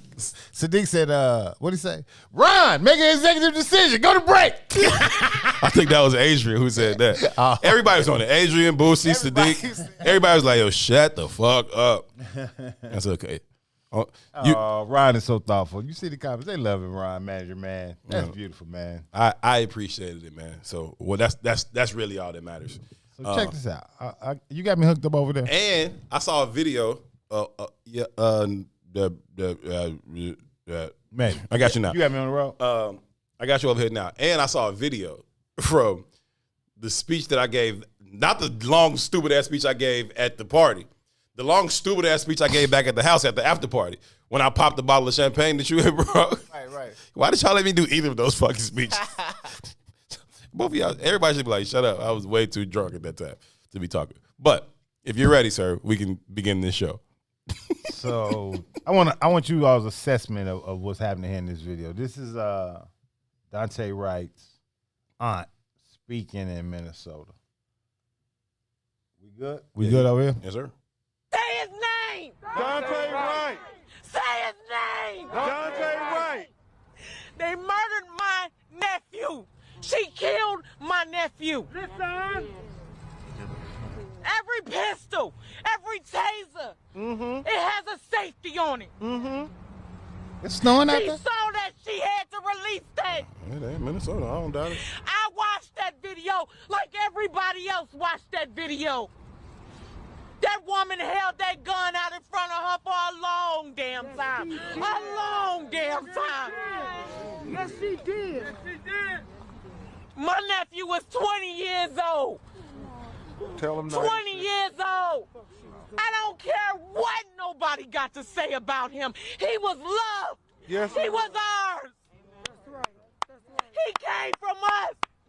My brother and my sister is hurt. Like I said, this is no broken home. This is no broken home. This is 23 years of love. Tell him. 23. My nephew was 20. Did y'all not see my little great nephew? Did y'all not see that beautiful baby?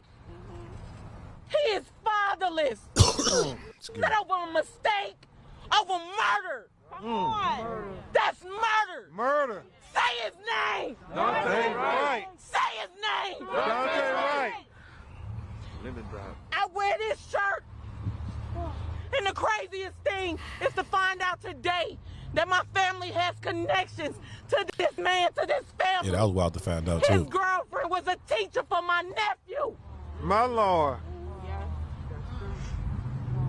My nephew was a lovable young man. His smile. Oh, Lord, the most beautiful smile. Y'all took that. My nephew's blood is on y'all hands. Tell him that. I've never seen my brother hurt like this before. Never. To hear my brother and to see my sister's pain. Come on. Hold her accountable. Hold her higher than accountable. You train people on this stuff. You train people on this stuff. 26 years. 26 years. Say his name. Dante Wright. Say his name. Dante Wright. They murdered my... More of the same is what I see, bro. I see more of the same. I see more of the same, more press conferences, more rally cries, more say his name, more say her name, more of the same that is not going to yield a different result. It's just not. We all know the definition of insanity. This is not going to yield a different result. If we don't do something different, we're not going to get nothing different. And I'm not sitting here telling you that I know what the different thing looks like or exactly how it should go or exactly even what the result of that action would be. But I can say unequivocally that nary a press conference, nary a candlelight vigil, a rally, a Dan Ryan shutdown, none of that shit has yielded the results that we've sought. So we should try something else. It's hard to watch that video, right, for me. Because there's a lot of pain in that video, and it's sincere pain. It's sincere. Oh, 100%. Right. And what was intriguing to me about that video was how many times she said he didn't come from a broken home. As though if he did. She was validating his existence through him not coming from some kind of tattered past, you know. And I'm not trying to villainize her because essentially she's not doing it on purpose, I know. But the white supremacy is on display even in her pain. White supremacy is on display. Right. You know, and I know she's not doing it on purpose, but she wants to kind of create a paradigm where, you know, the world can see that he comes from the idea of what would be safe. So there's, I know you know the full backstory of how this situation went down with him. I do know that he had a warrant. It was based off initial. I saw two things. I saw two different warrants. And I don't know which one was true. The internet is whatever. But I saw two different things. I saw one that was about him smoking weed as a kid, small piece of weed, getting a misdemeanor about it, not showing up to court because they sent the papers to the wrong address, and then still issued him a warrant in the middle of a fucking pandemic. And so therefore his warrant was there. I've also seen something about an unlawful discharge of a weapon. So there's a story that his mother's telling. Mm-hmm. His mother's telling a completely different story. Okay. Right. His mother's telling a story that the police pulled him over. He called his mama in the interim of this interaction. Mm-hmm. Right. He said, "Mama, they asking for insurance," and she said, "Well, when they come back to the car, just put them on the phone with me. Everything is cool. I got all the information." His mama just got the car. Recently, I guess, I'm just recanting her story. Right. And in the interim of that, she hears the officer say, "Get out the car." And he said, "Well, officer, why would I have to get out the car?" And he said, "Just get out the car and I tell you then put the phone down." And when he put the phone down, he slammed it down.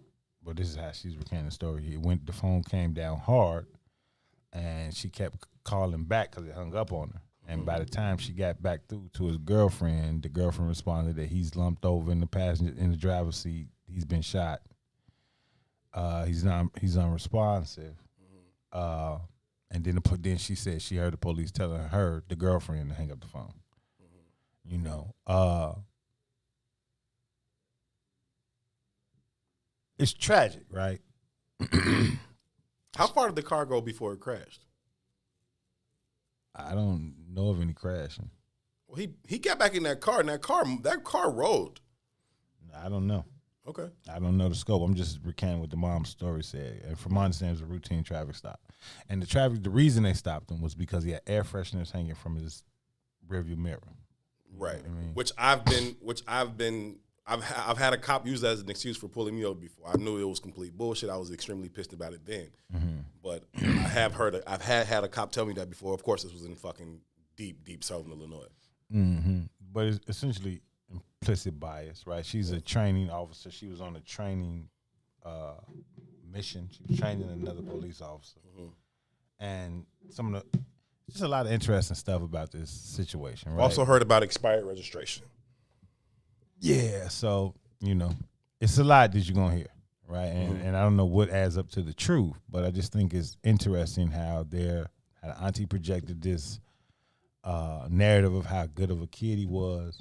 I think it's interesting that he called his mom in the midst of the traffic stop, like, hey, Ma, this is what it is, which is, in my mind, exemplifies the kind of kid that he was, right? He wasn't the kind of kid that I foresee jumping out the vehicle and running from the police. Have you seen the video? No. Okay. No. Q just asked if we have the video. I think I do have it. I don't really want to show it. Yeah, I don't want to. But they asked him to get out of the car. He does get out of the car at some point. Gets out of the car, and they tell him he has a warrant for his arrest. And they go to turn him around facing his car on the side of the car. Now, most often, as is, I think most protocol is that they will have you come to the back of the car for this, right? Probably for that very reason. They'll have you come to the back of the car. They did this right on the side of the car while his driver's side door was open, right? And at some point, the guy who's trying to arrest him, officer's like, yo, don't do that. Don't snatch away from me, right? And he's like, yo, don't try to snatch away from me, right? And eventually, Brother Dante does snatch away from me. He gets away from me. He jumps back in the car and he pulls off. Well, there's a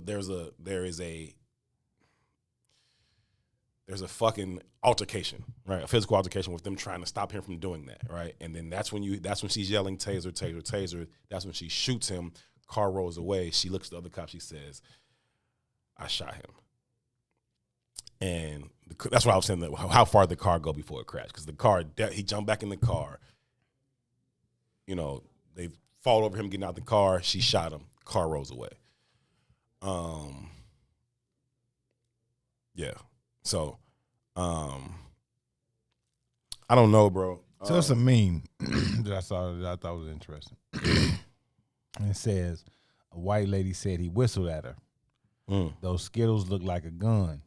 He was sleeping in his car in a drive-through. Selling cigarettes. Maybe tried to use a fake $20 bill. That cell phone looked like a gun. She left the front door open. He had a legal firearm in his car. He was selling loose cigarettes. That pill bottle looked like a gun. He was sitting on his sofa eating ice cream. She failed to signal a lane change. He was walking down the street with a friend. We thought she was home alone. He was selling CDs and DVDs. She was sleeping in her own bed. He was in his grandmother's backyard. Those sandwiches sure looked like a gun. He was unlocking his own front door. He had an air freshener. Right? And I say all this to say, going back to the aunties conversation, right? We're looking for people to find value in our humanity in a society that has no value for humanity. And no matter how many times they show us that, we appeal to their sense of humanity. And it's just not a real... He didn't come from a broken home. Right. We loved him. That's exactly what she's trying to appeal to. They don't have that. So they don't care about that when you say it, right? Yeah, they never have and they never will. But that is not... This goes back to the documentary of the extermination of the brutes, though. They don't see you right as human. Right.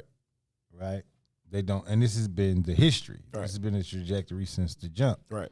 Right. So there's a article on the extermination of the Bruce that was in the New Yorker, and here's a quick quote out the article, and it's just explaining the film. And it says, it's explaining how the director created the film. And he said, "This is not a contribution to historical research. The story that he tells is a vast one, a millennial one, that of white supremacy, or more specifically, white's presumption of supremacy, a presumption that, as he makes clear, continues to this day to be asserted with violence and justified with lies. Peak ranges back to the Crusades, documenting the claims of white Christian European superiority as the argument for conquest in Asia. These events were soon followed by the Spanish Inquisition and its perception of Jews and Muslims, and at the same time, the voyage of Columbus to the New World and the genocidal destruction of indigenous peoples that that his expedition and many explorers that followed committed." There's no mention of black people in this quote, but you know, this is the history of who these people are. Right. You understand me? Right. They are operating at the lowest frequency. They are a violent cast of folks. It's amazing how strong and how powerful media and marketing is. Right. Because if you was a immigrant to this country, you come here with this idea that black people are this kind of a dangerous sect of people. You know, but inherently, we're not, right? And those that you do put that value in, that you place that value in, who you do see as the humane, are really on the other side of that spectrum. You know what I mean? And like, this is historical fact, right? Going back to the Titanic concept, you know what I mean? Like when the boat goes down and who they save and who they don't save, and how large of a story that is. Yeah. Well, in this film, right? There's an animation, and there's an animation about the Middle Passage, and how many bodies they were just dumping over the shores. Going back to the dynamic of the ocean, scientifically, they say sharks genetically changed their eating patterns because they would just follow slave ships. They didn't eat meat like that. But because it was just a free feeding frenzy, so much over meat the out here. years, genetically, they changed their life. Like, you know, they say sharks can smell blood in the water from. That's where they learn to smell it. That's a direct reflection of the bodies being dropped over the goddamn boats from the Middle Passage. Like, think about the kind of person you'd have to be to see humanity in that way, to take a life that easily and that many. You understand what I'm saying? And this is no different than then. This is just our moment. They've never changed. Historically, they've never changed. And the only response that you can have to a brutal, violent person is be more greater skilled in force brutality of and violence. Exactly. That's it. Exactly. That is it. And appealing to their humanity is null and void. No, it's not. It's not a fucking thing, dog. It's not. It's not even a fucking thing, right?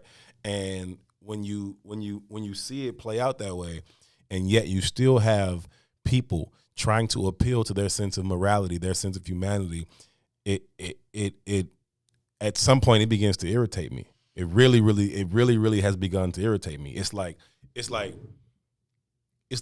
your little cousin or your nephew or hell your kid even. Right?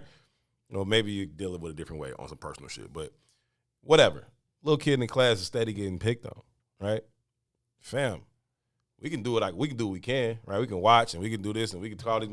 But if you every fucking day you're gonna come crying to principal, teacher, whoever, you need to hit that motherfucker back at some point, okay? Because clearly this other shit is not fucking working, okay?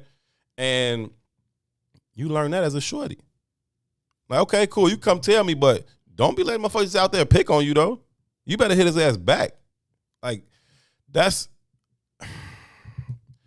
Salim says, those who survive the Middle Passage are endowed with unprecedented genetic fitness. I agree. Absolutely. But there's also stories. There's also theories out there, right? You know how black people die of high blood pressure and all that. You know, they say because of the level of grime and feces and all that we legitimately lived in. That we got diseases from that? That we have a higher, I don't know how they quantify your salt intake or whatever. They say it's based on that. There are theories out there that we still die today because of high blood pressure, because of the impacts of slavery. Like just that right there. To just to pack people into such cramped spaces and make them live that way for months. Like, there's no fucking humanity in that. No, it's not. You know what I mean? You're not supposed to lay the fuck down for that long. But that's exactly what they said, though, and that's what the movie speaks to, right? That's where we got all these blood pressure issues. You are not supposed to fucking lay down in a fucking cramped space for that fucking long. But the concept itself is that we are superior beings. Everybody else is disposable. We are. You know what I mean? And theoretically, even going back to the ISIS papers, you know, like that is the argument. That is what they are protecting. You know what I mean? Our gene superiority. And regardless whether it be the Spanish Inquisition, regardless whether it be the Middle Passage, regardless whether it be George Floyd, regardless it be Philando Castile, regardless of what it is, the theory is always the same. I'm justified in murdering you, and we do this through, what they say? I thought that was an interesting part of that quote. I'm trying to find it. Says, to this day, to be asserted with violence and justified with lies. That's the entire theory of power, right? At least American power. We will do to you whatever the fuck we want to do to you, and then we will make you the villain. Absolutely. They do it on the shores here with victims of police violence. Absolutely. They do it nationwide. Nationally, they do it internationally when they attack other places. Absolutely. Right? They just demonize them places, and because we're ignorant, we don't have any understanding of the scope. It works impeccably, right? Like, think about how brilliantly, dog. Think about the police violence that takes place. I just ran off 1, 2, 3, 4, 5, 6, 7, 8, 9, 10, 11, 12, 13, 14, 15, 16, 17. If we just do this one meme, we count like 20 deaths by police, by white police too, right? And they all happen within the last 5 years. And these are like highly publicized. We know for a fact that they're putting up like 400 to 500 murders a year. Right, but these are the highly publicized ones, right? And we keep again looking for humanity, but it was sleeping in the car. Try to use a fake $20. I mean, this is the value of your life, bro. Again, when is it going to?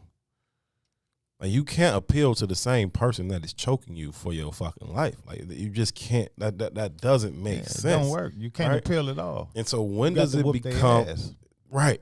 And so and even worse, we get to a space where we start to use their systems of justification.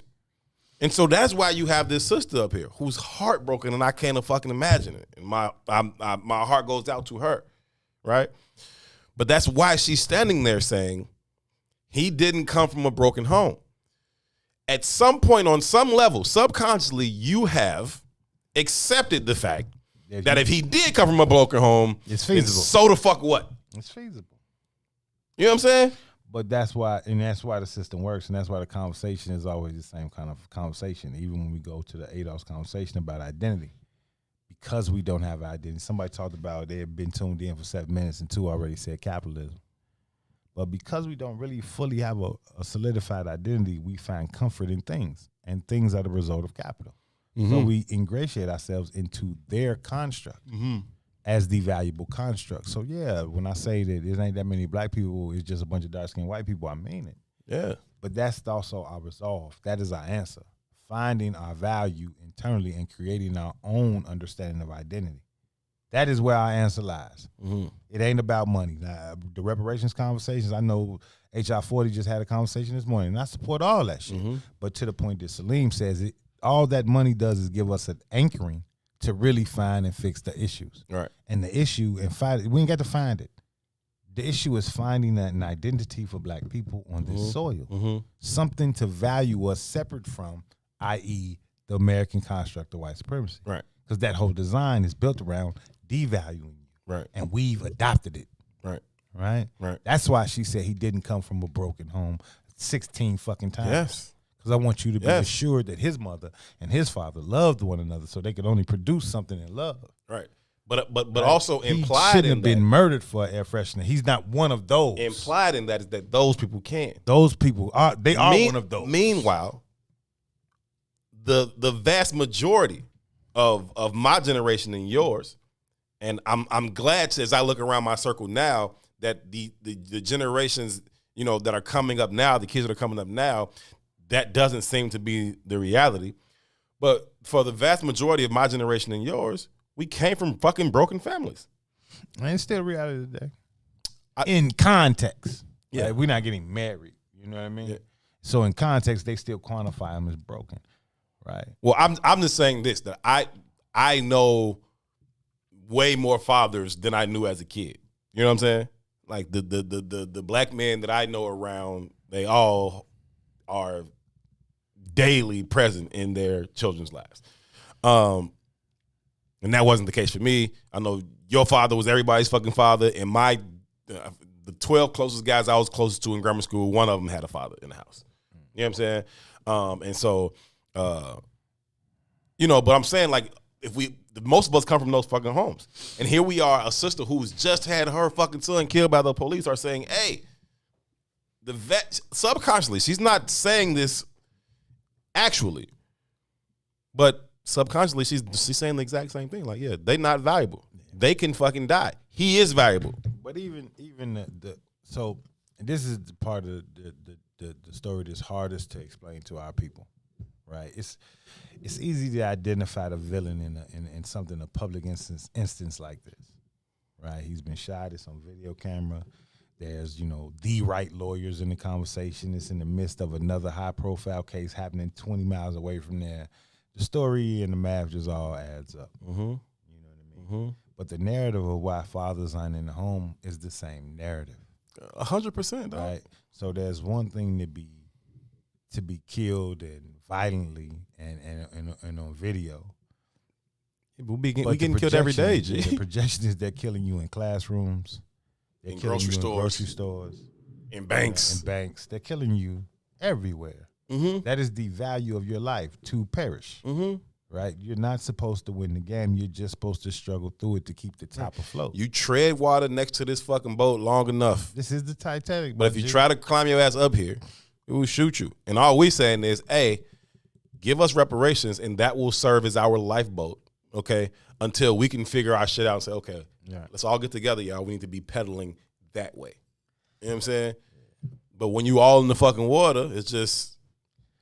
But we sleep, right? And it's like, how do we hospitals, shop this? good call, Ready Rock. Hospitals as well. Yeah. How do we shop this message? How do we turn on the part of our consciousness that can hear this, right? So to look at the extermination of the brutes, that information isn't necessarily new to me, right? But I know that the vast majority of us don't look at white people as villains.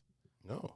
You know what I mean? No. That narrative, that narrative, the media, the way the presentation is, how the story is presented around white lives and white life, because of our values and the aspirations to be close to them allows us to tell ourselves lies that don't make sense. The same thing I say on Relationship Friday when I say that because your partner wants to believe you're bullshit, if you can give them a halfway plausible story for why the fuck you did what you did, they will believe it because they don't want to believe that you are just smoking them. They don't want to believe it in the first place. Mm-hmm. We don't want to believe that the people who we so desperately desire to be accepted by are just smoking us, period. And so we will find any reason. No, I know this person. I know this person. They're not like that.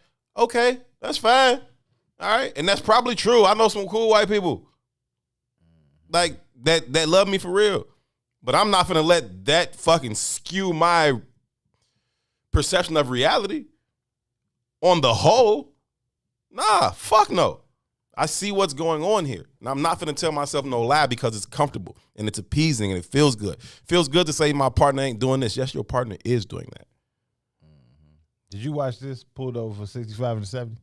I did not. Let's pull it up. Pull it up, man, because I think it's interesting on the Ready Rock. I learned Joe's real name. On the heels of Monique was at the party. She was like, "Hey, how you know Dante such and Rap. such?" And I don't even remember the real name. But I was like, "I don't know her." She's like, "Oh, she had on this." I was like, "Oh, Ready Rock." Ready Rock can't be a real name. We gonna roll with Ready Rock. Yeah, she told me, she's like, "How you know?" I literally don't even remember what she said. How you know? I was like, "I don't know her." What are you talking about? She's at your party. She wasn't. On that note, though, Reddy, I gotta holler at you too, man. I had an interesting meeting today that you might be able to get some value out of. You ready? Yep. You stopped there. You're driving 65, and you know speed limit 70. I'm just wondering what's wrong. I mean, Wow. you okay? Run that back, bro. Just run it back. I mean, you okay? Are you fucking kidding me? You stopped there. You're driving 65, and you know speed limit 70. I'm just wondering what's wrong. I mean, you okay? Other than I mean, you okay? I mean, you ain't traveling 5 miles below the speed limit. Yes, sir. I'm just checking on you. That's all I'm doing. Okay. Yes, sir. You good? I'm great. Awesome. How are you? I'm doing So now everybody better has to than I drive deserve. exactly You 70. know? You got the paperwork for the vehicle? It's actually a rental car. The only paperwork that I have is via email. It's what? A rental car. But what were you saying about something? You said something right after that. The only paperwork they give you is via email. Okay. You pull it up digitally? I can. Okay. How long you got it for? Until I decide to take it back. Oh, okay. They don't have like a scheduled day to return it? They do, but unfortunately for my schedule right now, I'm not able to.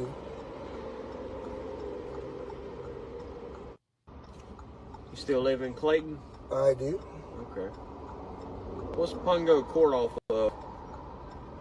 It's off of 7. All right, there you go. It was back yesterday at 2:30. Okay. Where are you coming from now? Man, in my motherfucking business. Where am I coming from? Yes, sir. Goldsboro. Goldsboro. Is that where the office is? I'm trying to understand what's the relation. Do what? I'm trying to understand the relation to the traffic stop. Well, I'm just trying to figure out where you're coming from, where you're going. Why? Fuck I have you. to identify where I'm traveling to and from during the traffic All right, stop. hang tight here just a minute, buddy. I don't understand. Like, what the fuck is going on? Like, I'm a grown ass man. You don't stop me and ask me where the fuck I'm going, where I've been. Fuck you. I gotta identify to you where I'm going to and coming from. Like, that don't make sense, bro. Word, this man wrote me a ticket, bro. Like, what could you possibly have wrote me a ticket for? Yes, sir. Videos there. This here's a warning, okay? No court date, no fine, nothing like that. You can throw this paper away when you get to the house. Ain't nothing to really worry about. Warning all right? for what? Okay, what was the warning for? All right. Have a good day, all What right? was the warning for, sir? Right. He didn't even say what a warning been for, bro.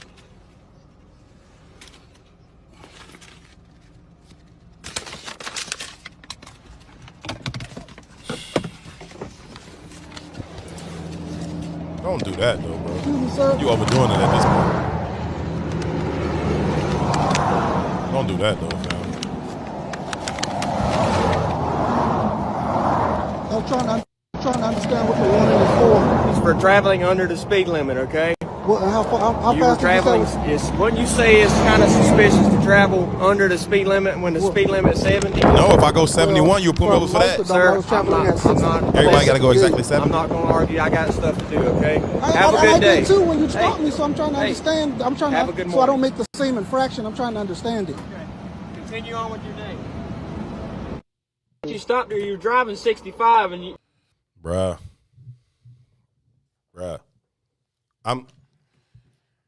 I'm not gonna handle that well ever. I'm always gonna be like, nigga, fuck you. I'm coming from where I'm coming from, and I'm going where I'm going. What the fuck are you doing? Like that's how I respond to that. Like I hate these fucking people, G. Now after the shit was gone, dude walked away. I would not have got out the car and walked back to his car. I wouldn't have done that. But all that shit at the car, I'm pissed. Fuck you. What are you saying? I'm doing 65 in the 70, so you stop me for that? I got it. Everybody out here has to go 70 miles per hour because it's a speed limit, which means at 71, I'm breaking the law. Then you're going to put me over for that. But I can't go under it either. Every car out here is going 70 exactly. What the fuck is wrong with you, man? But it ain't about 70. It ain't about 65. Clearly. It's about who's in control here. When the brother started to question him, he said, man, I got shit to do. Get the fuck on. I'm through with harassing you. Because this all this was I felt like fucking harassing. Because I can. Because I can. I'm asking you that because I can. But see, this is an example of something that went right in essence. It sounds insane, but this went right. Mm-hmm. Right? Dante Wright went wrong. Mm-hmm. Because it's the same kind of bullshit. I pulled you over because of goddamn. Because I can. Because I can. Mm-hmm. It's a training segment. So who we going to train on? Mm-hmm. These young niggas. Of course. Because who's going to save them? Nobody. Who's there to help them? They have no value. Right. And can't nobody protect them. Mm-hmm. Nobody can protect them. Mm-mm. Because even the construct that we had, where he had this concept about just make it home and we'll fight this situation in the courts. I don't got it. You know, black people say that shit to their black children because they feel like that's the best way to get them home. And I fully understand fear and how fear works, and I get it. You want your child to get home. But you can't fight in the court either, goddammit. Let's keep it above. You ain't got no power in there either. Right. You don't have no money. You got less power in the court than you got in this one-on-one altercation with this cop. You don't have no money. Ask anybody that you know that's been to the joint. Mm-hmm. And ask them about how many motherfuckers are sitting up in counties for years because they with can't afford $300 a bond for $300. Mm-hmm. We are a sub-segment of the society. Yeah. And we have an aspirational idea about ourselves that aligns with the most wealthiest, powerful motherfuckers here. It's oxymoronic, man. I just think it was interesting that they pulled the dude over for 60. It just shows what they did to Dante Wright. Mm-hmm. That's exactly what they did to him. I don't need justification. Our double say he was looking for his slave papers to be in order. That's they real were. shit. Nothing to say. Slave didn't run. That's real shit. Yeah. It's exemplary. Hey, boy, come here. Right? And you're going to keep Where your papers? You're going to keep being a boy until you become a man. That's it. Right? And this is and then when you show up as a man, he like, I don't want to deal with a man. Well, but it's going to be that. Right. It's going to have to be that. You know, there is going to be some level of casualties attached to that, but there's no other recourse. There is no other recourse. Right? A Skittle bag. I'm in my own house on my own couch. You walked into my house and shot the shit out of me because I was in my house. Right. There is no recourse. There is no appealing to their sense of humanity. That just not real. Sister sitting on the couch with her nephew playing video games. You don't even come in. You shoot through my fucking window. Through the window. Okay? Right? Shoot through the window. Or you undereducate my child. Yeah. Or that you part. feed me hypertension. Or you poisoning me. Yeah. Yeah. We have to separate ourselves. You gotta understand, like you not like getting deeper into their shit is not a place you're gonna find health. You can't be a good enough nigga. Understand that. You can't. Understand that. And so Dante Wright's auntie needs to understand that. You can't be a good enough nigga. I don't care what kind of home you come from. Can't be a good enough nigga. And I think we gotta fully grasp and understand what's happening now. Right? It's very similar to when the North and the South decided to go to civil war. Yeah. Right? At that time, the South had a stranglehold on slavery, i.e. had a stranglehold on power. Yes. Capital. Mm-hmm. Right? Now, today, when you see the shit that happened on January 6th when them white folks stormed up the Capitol building, those were mostly Southern white folks. Absolutely. Because they've been left out of the new economic paradigm, right? And what's happening, we're seeing a play for power happening in our faces, right? As we move into the state of AI and opportunities are no longer in existence, right? That wealth and that wealth transfer and that wealth disparity is going to cause, who becomes the police? Those are those Southern folks. So he's just thinking about that. Well, I don't know what kind of car the brother was in. But it was a rental. Looked like a big truck. You know, 9 times out of 10, you know, you see the brother in the truck. Why you got a better car than me? To our double's point, where's your slave papers, nigga? How are you living better than me? Right? The police are just Caesar's army, and it's just our time. That's it, man. But we have to respond in a different kind of way, or we will be pushed into annihilation of the brute. With AI, they don't need you as a labor force anymore. Yeah. Right? They kept the slave alive. The slave became more valuable as a what do they call it? Not indentured servant. What do they call it? Sharecroppers? No. You talking about that? No. But when they had their ass, Then indentured servers then. it wasn't indentured servitude. It wasn't called indentured service. It was when they was locking them up, right? It was a name for it when they immediately started locking them up for not having their slave papers. Okay.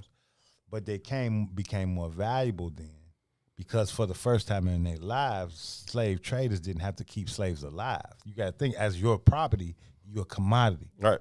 Right? But when you can rent your ass from the goddamn penal system, you're not a commodity. No. I can keep getting more of you. Right. You know what I mean? So now your life don't have no value. And As so AI they do. takes over, that labor force has no value again. What are you here for? And when we see the uproar and the differences in this energy, the frequency that we're seeing now, where shit is happening on seem like a loop reel, we're moving back into that space of energy. Yeah. Right. So I was watching Celine the other day, and Younde, is that how you say that name? I think it's Younde. Right, and she was talking about dark matter, and she was like, dark energy. We got to accept that those are real things. They was having a good conversation with Sister Emma, too. Yeah, Sister Emma was on that conversation. They got into the Bible. They was talking about religion, too. But Yoindi said that you got to acknowledge that dark energy is real. And it's the energy that they bring to the planet. They are a corrosive people. They are a cancer. They are a plague to the planet. At this rate, no matter what. They are killers, fam. At this rate, no matter what, just because of their desire for resource and capital, eventually they will rape the earth of all its value. And that was part of Yoindi's conversation too. Yes. The earth is very similar to the human body. It's self-replenishing. It's going to fix itself. It self-corrects if you just leave it the fuck alone. Right. But you won't leave it the fuck alone. But scientists saw that last year. Scientists were able to prove that last year just by humans sitting our dumb asses down and not fucking with the planet for a little while. It was able to self-correct itself just a bit. Not enough to overcome all the shit we've done to it. But they saw it start to self-correct just during the fucking quarantine. You know what I'm saying?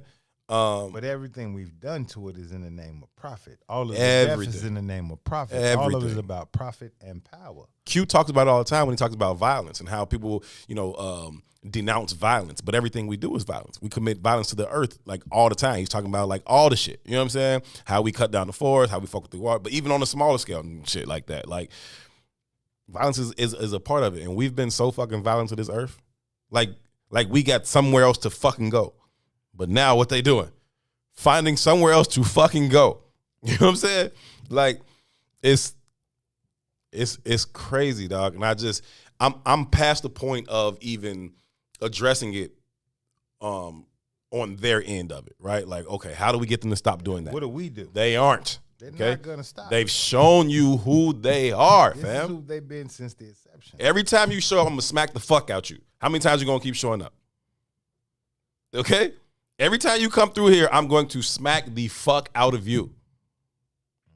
When are you gonna come and smack me first? Or at least have a weapon to stop me from smacking you? Other than, please don't smack me. Because we real good at please don't smack me. Yeah, we are. After we done got the fuck slapped. You know what I'm saying? We real good at that. Please don't smack me. I didn't come from a broken home. Please don't smack me. I got a degree. Please don't smack me. I'm Oprah Winfrey. Ray Rock just referenced when she was over there and the lady told her she couldn't buy Air May's purse, whatever the fuck it was. Yeah. I'm Oprah though. I'm Oprah. The lady who fucking is a cashier. Okay, I don't give a fuck what, like, the lady who's a cashier just told this fucking billionaire, you still a nigga. It ain't worth your time for me to pull that down off the shelf. Okay? You can't afford that. So I'll buy you. Okay? But not really though. Mm. But not really though. Mm. And that's the statement. That's the statement. Mm. The shit is fake. It's a fiat currency. It has no value. Mm. And we've dedicated our lives to it. Ignorantly, because we really ain't even dedicated our lives to it. We've dedicated our lives to the assumption of value that it has. To get into to their shit. Because if we dedicate our lives to actually controlling it, then we would go about that a different way. It would be a very different You know what I'm conversation. saying? It wouldn't be, okay, let me assimilate myself into your system. Let me go through your education system. Let me let you teach me everything I fucking know. Then let me come work for you as hard as I can for the next 40 years, then retire, and then I got money now. No, the fuck? What? Don't work that way. If you really wanted it, you would go about that a different way. Very different way. You know what I'm saying? You would go about it very similarly to the way they've gone about it. If that's what you really wanted. Yeah. If that's what you find value in. I say fuck the shit. You know what I'm saying? Get the resources we need, use our shit, do our shit. But we definitely can't keep going about it the way of, please don't do this to us again. Man, please. I was listening to May's show this morning, and I see comments, and it's like, well, what's the value of us destroying our own communities? When you show me our own community, I'll give you a reasonable answer to that. Until then, I don't even. You pissed me off by asking that question. To be honest with you, yeah. Like I saw some of it, and there was one of the polls. I think he said the question of the day or something was like, "Will Chicago go up?" And even in the context of how that conversation is presented, it's presented as if it's a negative. Right? Yeah, and that's what I'm saying. And they like, please protect these white folks. Shit. Yeah, but even, our communities. Which one is ours? Even fam? like the video of the shorty shooting the dice with the guns in the room. Yeah. Right? It's all the same shit, right? The narrative that we've identified or the narrative that we tapped into kind of villainizes every one of our actions. There is no recourse that you can have as a black man or a black woman that is suitable for all black people. There isn't. Right? No. You too aggressive, or you too docile, or you too, because all of our because we run the gamut of white supremacy too. Right. Well, we run the gamut of the narratives that's been created by it, right? And we identify with them. That's what I'm saying. Right. So, but at the end of the day, and that's based on the same conversation of not having an identity ourselves. But what I want us to be able to start to consider, is the fact that we're walking into a shift, a paradigm shift, right? So we got this kind of philosophy of like shit is just gonna be the way it's gonna be. You know what I mean? Like, it's like this level of faith that I don't know why we have. Right. You know what I mean? Those captured Africans woke up one day and thought shit was gonna be good too. And shit was never the same. It was never gonna be okay, fam. Right. And we're just at the end of one journey or the end of one paradigm, one systemic paradigm, and we're entering into a new one. I do not know what that new one looks like. Anybody that says they do is foolish. Yeah, no, that's cap. Right? We haven't seen it. But what we do know is that the old paradigm is done. The old way is done. Right? We got kids aspiring to be YouTube I don't even know about that, G. Not in terms of the racial construct. I don't know that it's done. No, it's done, and the racial construct is not done. But the capital of how capital is being ascertained is done. It's done. We're in a digital world. That's a new technology. Sure. It's changing, right? You're hearing conversations about crypto. You're hearing conversations about nano. You're hearing different kind of conversations, right? And the vast majority of the people have no understanding of that, i.e. the whole plane is shifting, right? I went to a meeting earlier today. I went in a meeting today about creating some marketing strategies for a school just operating here, and it's not one real classroom in that school. What the fuck I need a classroom for? No, we don't. Right? And the dean is telling me the whole time, like, we're trying to eliminate English and social studies and those kind of curriculums because they're useless. And truth be told, I fucking agree. Yeah. They're useless in regards to competing in this new paradigm. I feel you. They're not useless in regards to people understanding the value of their humanity or their lives. Yes. Because for that, you need to know your history and not the bullshit they've been telling you. But it's two conflicting energies right now operating in this plane, in my opinion.